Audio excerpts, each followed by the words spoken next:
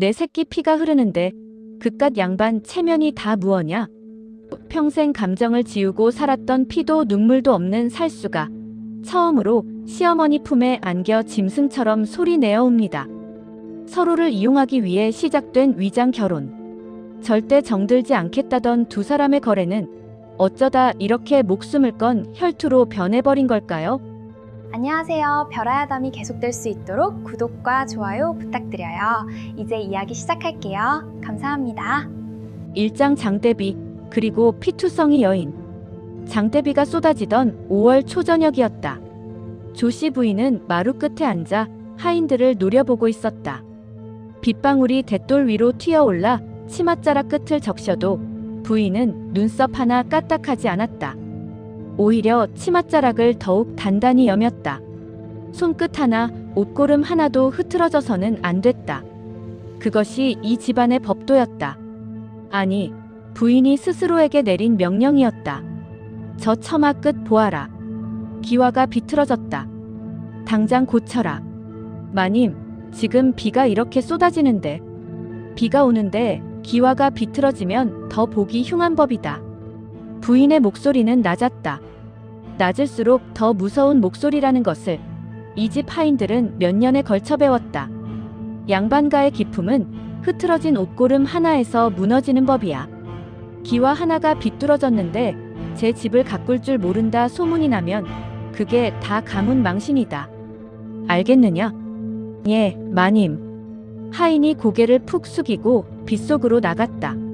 조씨 부인은 시선을 거두지 않은 채 하인의 뒷모습을 바라보았다. 단단한 눈이었다. 차갑다고 할 수도 있었다. 하지만 그 눈 속에 무엇이 담겨 있는지를 아는 사람은 청송골에 아무도 없었다. 부인 자신조차도 이제는 잘 모르겠다 싶을 때가 있었다. 10년이었다. 당쟁의 소용돌이 속에서 남편 이규현이 끌려가던 그날 밤도 비가 왔다. 장대비였다. 포졸들이 대문을 발로 차서 부수고 들이닥쳤을 때 조씨 부인은 마루에 앉아 있었다. 꼿꼿하게, 손 하나 떨리지 않게, 눈물 한 방울 보이지 않게. 남편이 포졸들에게 이끌려 대문을 나서며 한 번 뒤를 돌아보았다. 아내의 얼굴을 보려 한 것이겠지. 무사하냐고 아니면 잘 있거라고 눈빛으로 말하려 한 것이겠지. 부인은 그 눈을 똑바로 마주쳤다. 흐트러지지 않고, 비명도 없이, 눈물도 없이. 그것이 그녀가 남편에게 해줄 수 있는 마지막이었다. 남편은 석 달 뒤 옥사했다. 소식을 들은 날 밤, 부인은 후원 구석에 혼자 서 있었다. 아무도 보지 않는 곳에서. 그때도 비가 왔다. 부인은 그 빗속에서 오래 서 있었다. 무엇을 했는지는 스스로도 기억하지 못했다. 다만 날이 밝았을 때 부인은 다시 마루에 앉아 있었다. 흐트러짐 없이. 그 뒤로 부인은 더 독해졌다. 어린 아들 선호를 데리고 살아남기 위해. 약해 보이는 순간 잡아먹히는 세상이라는 것을 뼈로 배웠으니까. 체면이라는 것이, 기품이라는 것이 이 세상에서 혼자 아이를 키우는 여인에게 유일한 갑옷이었다. 그래서 벗지 못했다. 아니, 벗는 방법을 잊었다. 어머니. 낮고 조용한 목소리에 부인이 고개를 돌렸다. 아들 선호가 대문 앞에 서 있었다. 25, 병약하다는 소문이 자자한 도련님. 맨날 책이나 끼고 시나 짓는다는, 그래서 장가도 못 간다는 아들. 그런데 오늘은 그 선호가 이상한 것을 안고 있었다. 처음 보는 여인이었다. 여인의 흰 저고리는 피로 흥건했다. 얼굴은 창백했고 눈은 감겨 있었다. 팔 하나가 이상한 각도로 꺾여 있었다. 살아있기는 한 것인지. 부인이 천천히 자리에서 일어섰다. 이게 무슨... 드려도 되겠습니까, 어머니? 선호의 목소리는 떨리지 않았다. 물음의 형식을 갖추고 있었지만 물음이 아니었다. 이미 안으로 한 발을 들여놓은 뒤였다. 부인은 그 눈을 들여다보았다. 처음 보는 눈이었다. 어려서부터 키워온 아들인데 이런 눈을 한 적이 없었다. 애원도 간청도 아니었다. 조용하고 단단한 눈이었다. 그리고 그 눈 뒤에는 부인이 오래전에 잊어버렸다고 생각했던 무언가가 있었다. 부인은 천천히 눈을 거두었다. 데려와라. 하인들이 웅성거렸다. 부인이 한 번 시선을 주었다. 웅성거림이 멎었다. 그것이 시작이었다. 사흘이 지나 여인이 눈을 떴다. 의원이 다녀갔다. 뼈 2군데가 부러졌고 칼에 베인 상처가 몸 곳곳에 있었다. 어떻게 살아있는 게 신기하다고 의원이 혀를 찼다. 부인은 아무 말도 하지 않고 약을 다리라고 했다. 선호는 어머니가 자리를 비운 틈을 타 조용히 방으로 들어갔다. 여인은 이미 깨어 있었다. 아니, 처음부터 자고 있지 않았을 것이다. 눈이 문이 열리는 소리에 선호를 향해 천천히 돌아왔다. 날카로운 눈이었다. 다친 사람의 눈이 아니었다.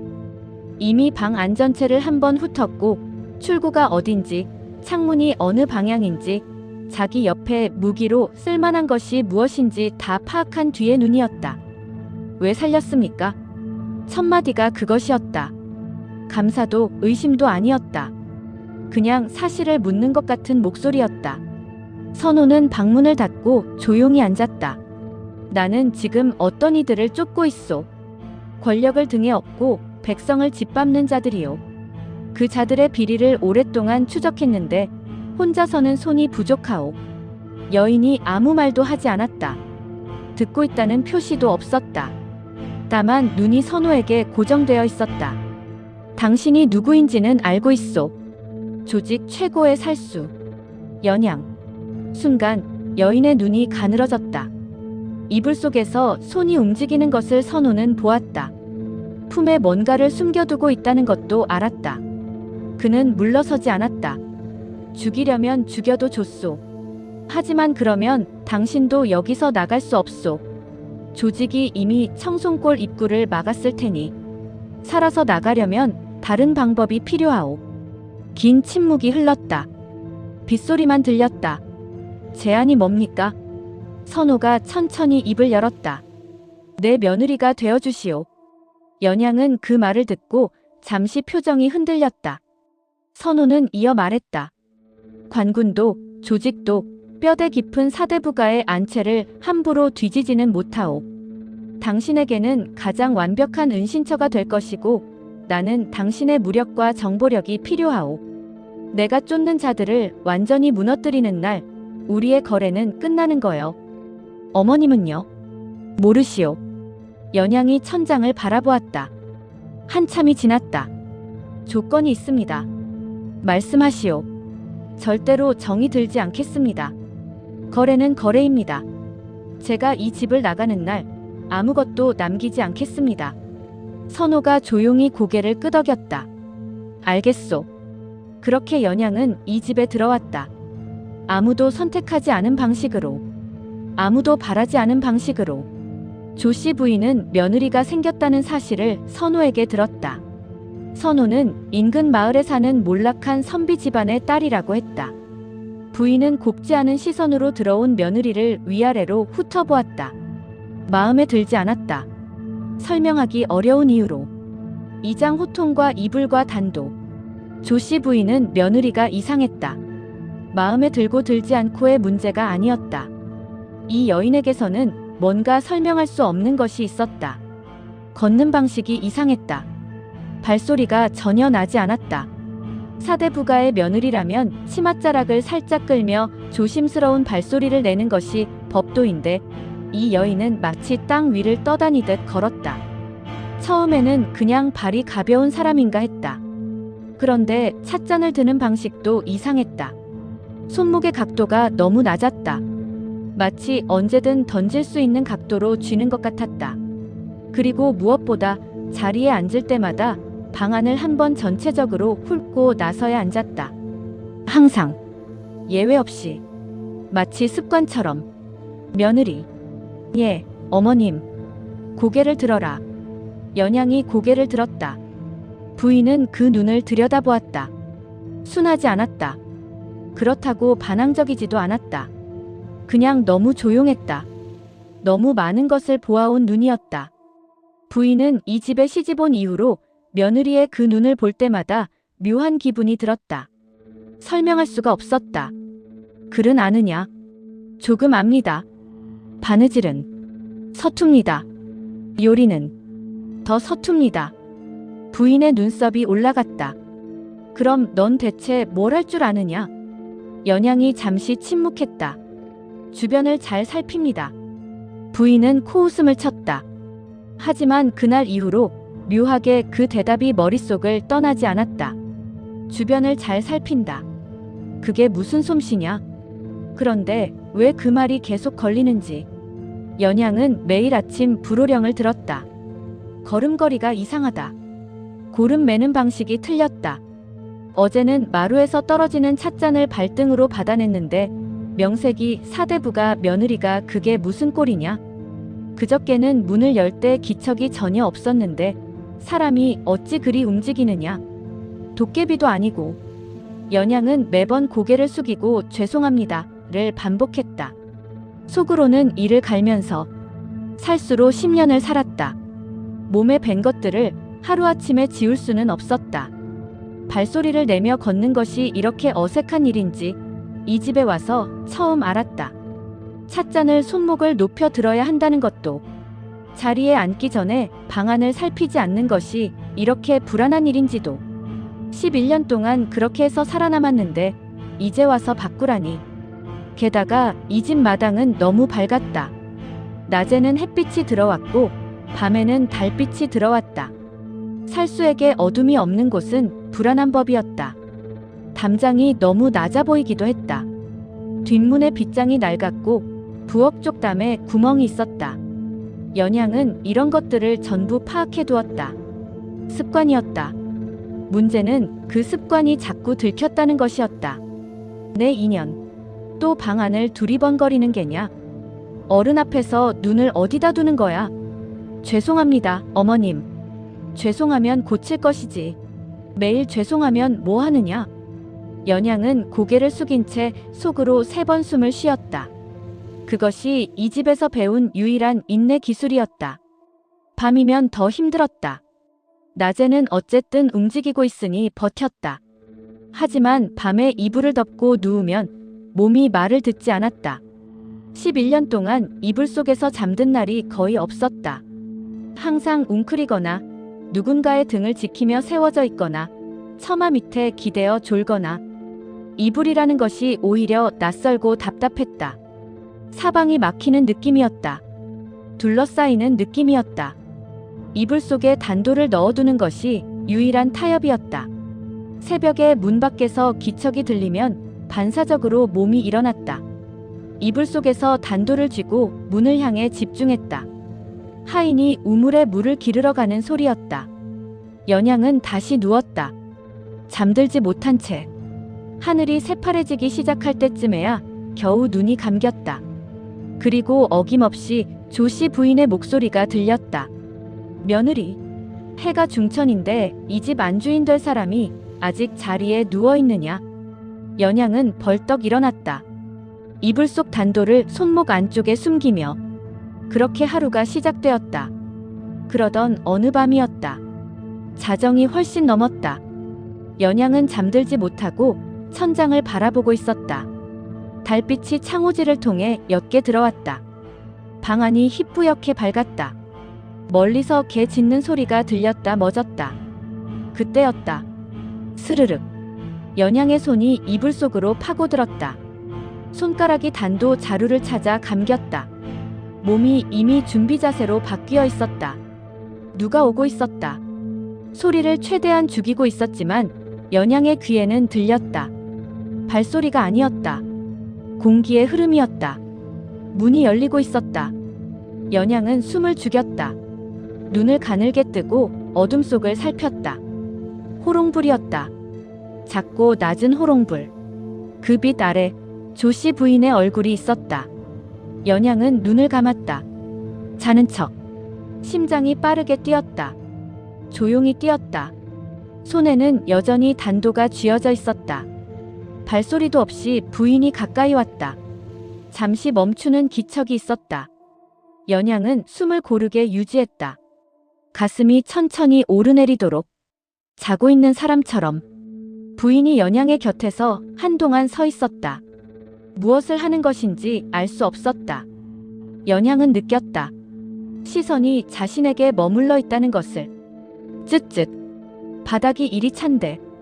낮고 투박한 혼잣말이었다. 그리고 묵직한 것이 연양의 몸 위로 툭 내려앉았다. 목화솜 이불이었다. 연양이 덮고 있던 것보다 훨씬 두터운 이불이었다. 그 무게가 몸 전체를 눌렀다. 거친 손이 이불 끝을 고루 여몄다. 연양의 어깨 쪽을 가볍게 토닥이는 손길이 있었다. 그리고 헝클어진 머리칼 끝을 손가락으로 슬쩍 쓸어 넘겼다. 한 번만. 달칵. 문이 닫혔다. 정적이 돌아왔다. 빗소리만 남았다. 연양은 한동안 그 자세 그대로 있었다. 단도를 쥔 손에서 천천히 힘이 빠졌다. 손가락이 하나씩 펴졌다. 단도가 이불 속에 조용히 내려앉았다. 10년이 넘는 세월 동안 잊고 있던 것이었다.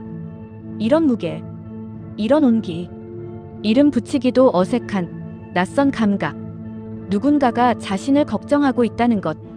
자신이 추울까봐, 자신이 아플까봐 잠든 사이 누군가가 다가와 이불을 덮어준다는 것.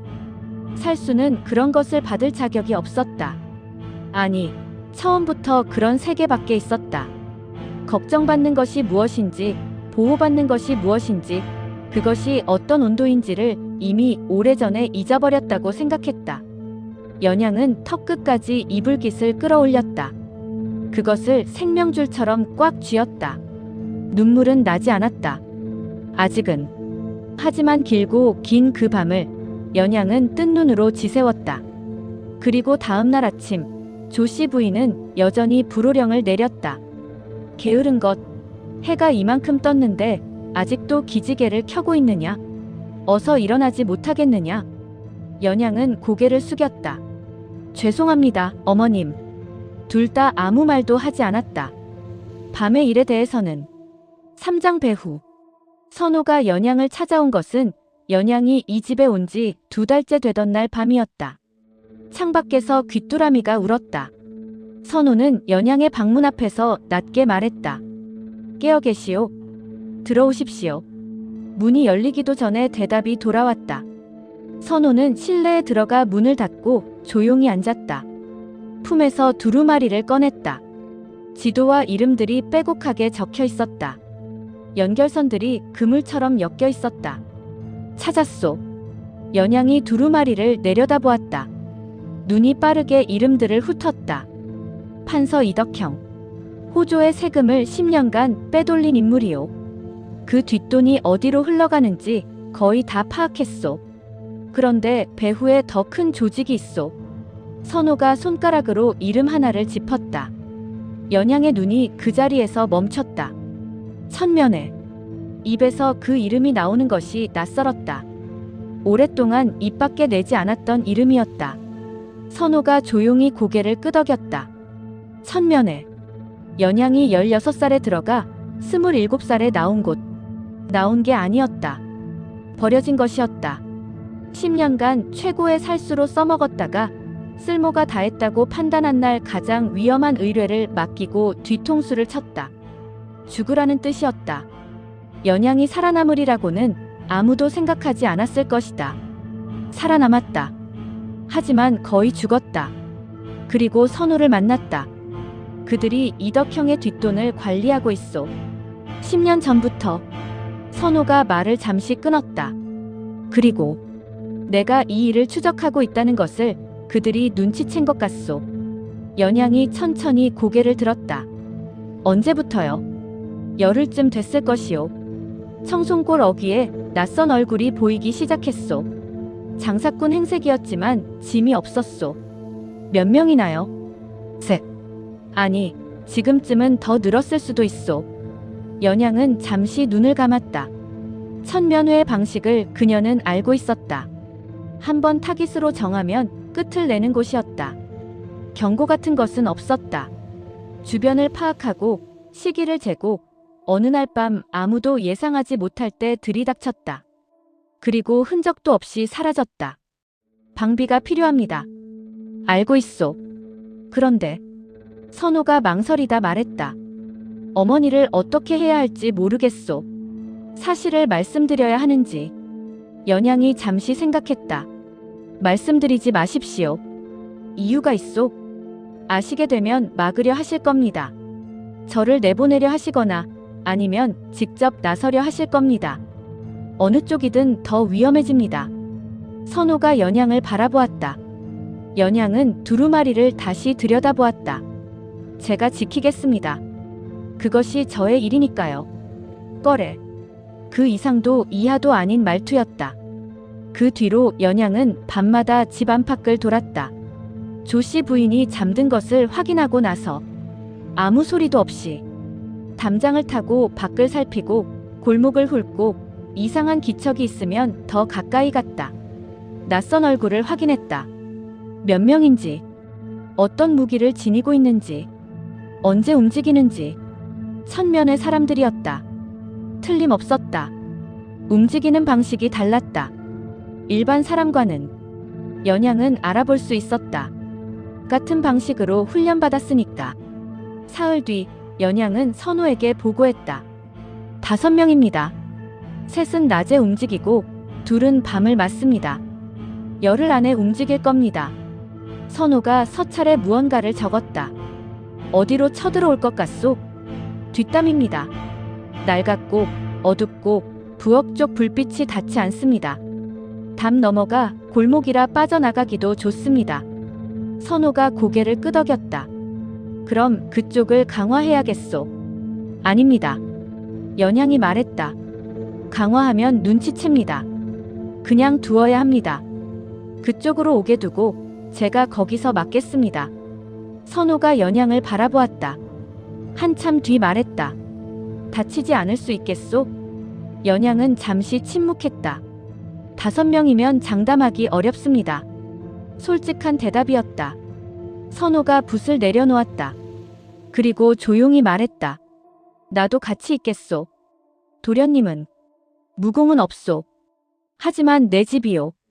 그리고 선호가 연양을 똑바로 보았다. 당신만 다치게 할 수는 없소. 연양은 아무 말도 하지 않았다. 할 말이 없었다. 사장 비 오는 밤. 그날도 비가 왔다. 5월에 비치고는 묵직했다.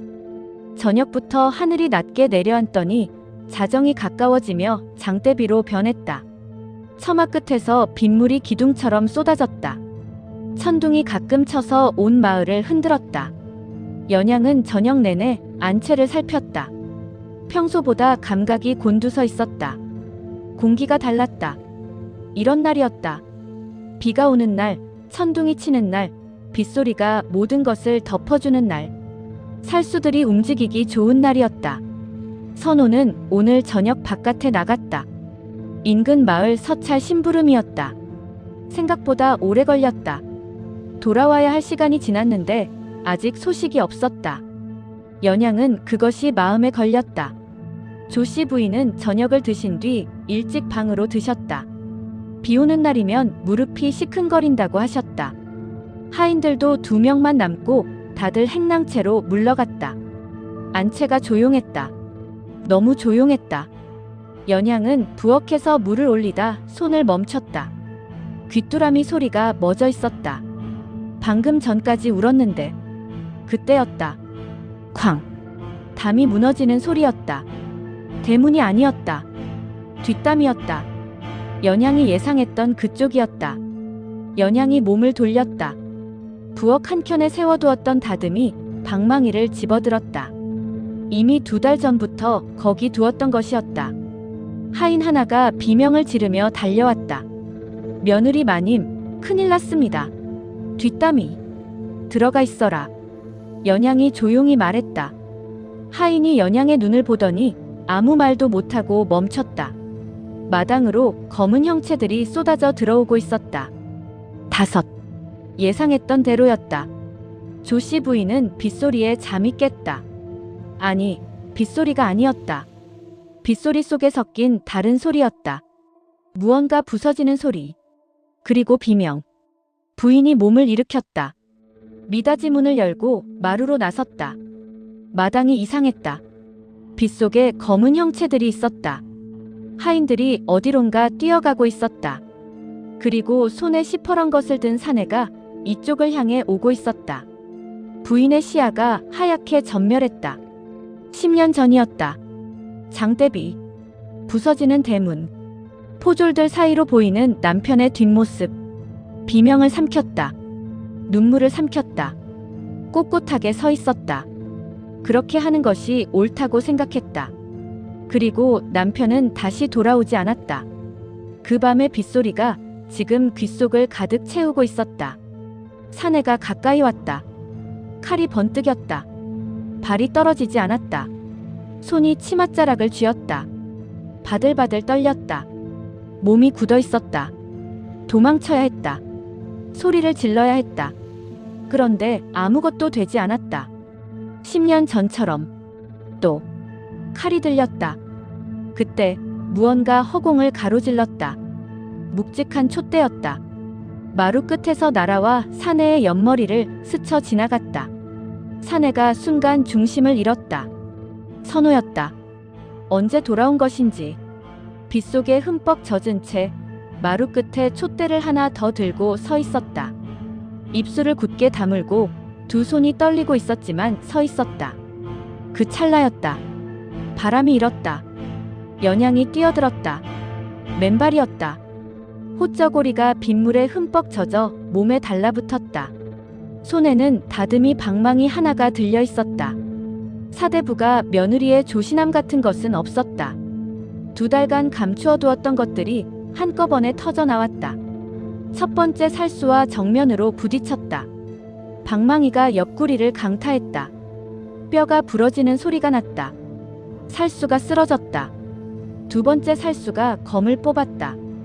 연양이 옆으로 몸을 비틀며 칼날을 피했다. 살수의 손목을 잡고 꺾었다. 검이 바닥으로 떨어졌다. 연양의 팔꿈치가 살수의 명치를 파고들었다. 세 번째가 뒤에서 왔다. 연양이 느꼈다. 뒤로 발을 차며 상대의 무릎을 꺾었다. 그러나 네 번째였다. 그 살수의 검이 연양을 향해 날아드는 것을 피할 수가 없었다. 칼날이 연양의 왼손을 그었다. 뚝뚝. 피가 빗물 위로 번졌다. 연양은 멈추지 않았다. 5번째까지. 방망이가 부러졌다. 맨손이었다. 주먹이었다. 발이었다. 팔꿈치였다. 피가 얼마나 나는지 느끼지 못했다. 통증을 인식하는 부분이 어딘가에서 꺼져 있었다. 오직 하나였다. 저 사람들이 선호에게, 조씨 부인에게 닿으면 안 된다. 그것뿐이었다. 얼마나 지났을까? 마당이 조용해졌다. 살수들이 쓰러지거나 담장 너머로 도망쳤다. 연양이 서 있었다. 겨우 서 있었다. 무릎이 흔들렸다. 빗물과 피가 뒤섞여 발밑을 적셨다. 연양은 천천히 무릎을 꿇었다. 거래였다. 이것은 거래였다. 선호가 은신처를 주었고 연양이 호위를 했다. 지킨 것이었다. 해야 할 일을 한 것이었다. 그런데 왜 이렇게 손이 떨리는지. 오장동정과 진흙. 연양은 고개를 숙였다. 빗물이 머리카락을 타고 흘러내렸다. 피 묻은 손이 무릎 위에 힘없이 올려져 있었다. 말을 해야 했다. 이제 모든 것이 드러났으니 신분을 속여 송구합니다. 목소리가 작게 떨렸다. 비 때문만은 아니었다. 어머님의 귀한 가문에 피바람을 몰고 왔으니 말이 잘 나오지 않았다. 날이 밝기 전에 이 집을 떠나겠습니다. 침묵이 길었다. 연양은 고개를 들지 않았다. 빗소리만 들렸다. 마당 어딘가에서 물이 고이는 소리가 들렸다. 먼 데서 개 짖는 소리가 들렸다. 그리고 털썩 소리가 났다. 연양이 고개를 들었다. 조씨 부인이 진흙탕 바닥에 무릎을 꿇고 있었다. 항상 빳빳하게 풀을 먹인 새하얀 명주 치마가 피와 진흙 위에 곤두박질 쳐 있었다. 그 치마를 평생 단 한 번도 더럽힌 적 없는 사람이었다. 비가 와도 바람이 불어도 그 치마의 끝자락은 항상 깨끗했다. 지금은 달랐다. 부인의 손이 움직였다. 치마가 아니었다. 저고리의 동정이었다. 새하얗고 단단하게 풀먹인 동정. 부인은 그것을 망설임 없이 두 손으로 북 찢어냈다. 찢어지는 소리가 빗소리 속에서도 들렸다. 그리고 연양의 손을 끌어당겼다. 피가 흐르는 손바닥 위에 동정을 감기 시작했다. 거칠고 빠른 손길이었다. 덜덜 떨렸지만 멈추지 않았다. 단단하게 꽉. 내 새끼 피가 흐르는데. 낮은 목소리였다. 처음 듣는 목소리였다. 2달간 매일 아침 들었는데 처음 듣는 것 같았다. 항상 날카롭고 서늘하던 그 목소리가 지금은 갈라져 있었다. 무언가 오래 참아온 것이 금이 가듯. 그깟 양반 체면이 다 무엇냐? 그게 전부였다. 조씨 부인은 그 한마디만을 뱉은 채 연양의 어깨를 두 팔로 꽉 끌어안았다. 부서질 것처럼 강하게. 마치 이 여인이 어딘가로 사라지기라도 할 것처럼. 마치 이 여인을 놓치면 다시는 잡을 수 없기라도 한 것처럼. 10년 전에 죽이지 못한 비명이 빗소리에 섞여 흐느낌으로 터져나왔다. 연양은 굳어 있었다. 평생을 찔려도 소리 한 번 내지 않던 사람이었다. 뼈가 부러져도 입술을 깨물던 사람이었다. 살수는 울지 않는다. 살수에게 눈물은 사치였다. 틈을 보이면 죽는다. 감정을 보이면 이용당한다. 그것이 살아남는 법이었다. 그런데 지금 어떤 벽이 무너지고 있었다. 어디서부터인지 알 수 없었다. 이불의 무게에서부터였을까?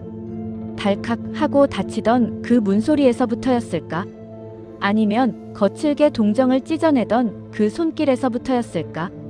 아니면 더 전이었을까? 불호령 속에 섞여있던 작은 것들. 찬 바닥에 잔다며 구시렁거리던 목소리. 혀를 차면서도 군부를 넣어주던 서툰 손길. 뺨 위로 뜨거운 것이 흘러내렸다. 연양은 처음으로 소리내어 울었다.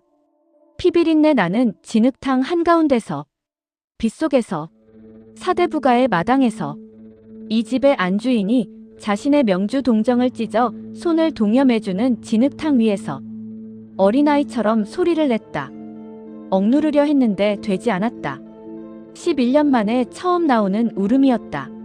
몸이 기억하지 못할 것 같았는데 몸이 기억하고 있었다.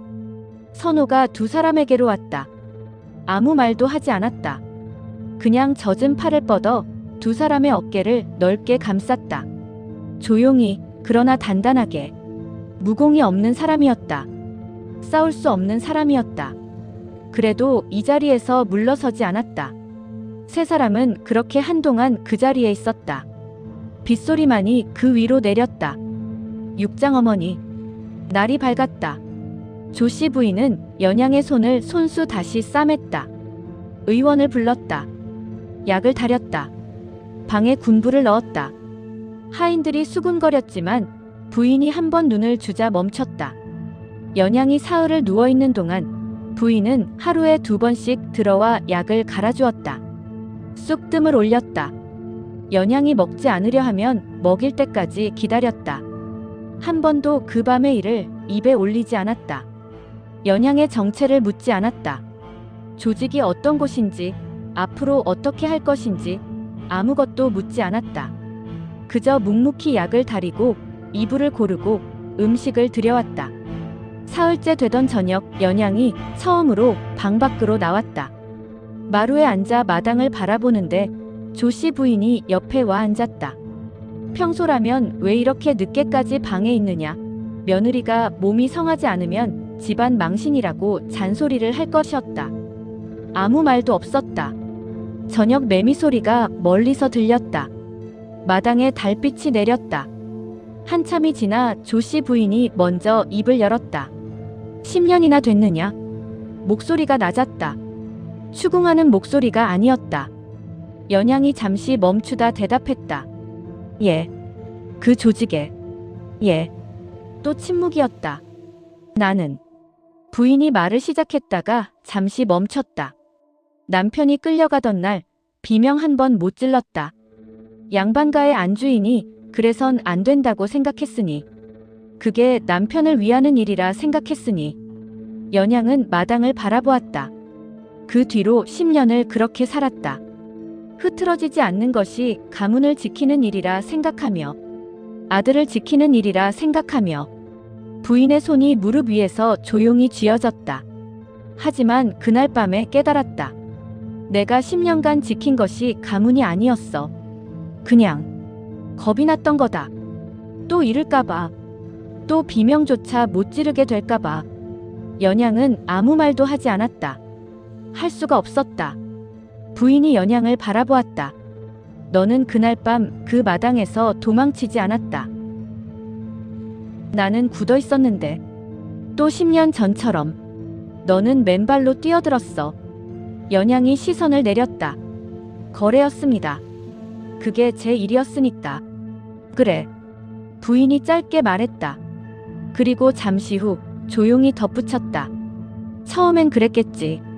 연양은 그 말을 오래 들었다. 처음엔 그랬겠지. 그 말이 가슴 어딘가를 건드렸다. 반박하려 했는데 말이 나오지 않았다.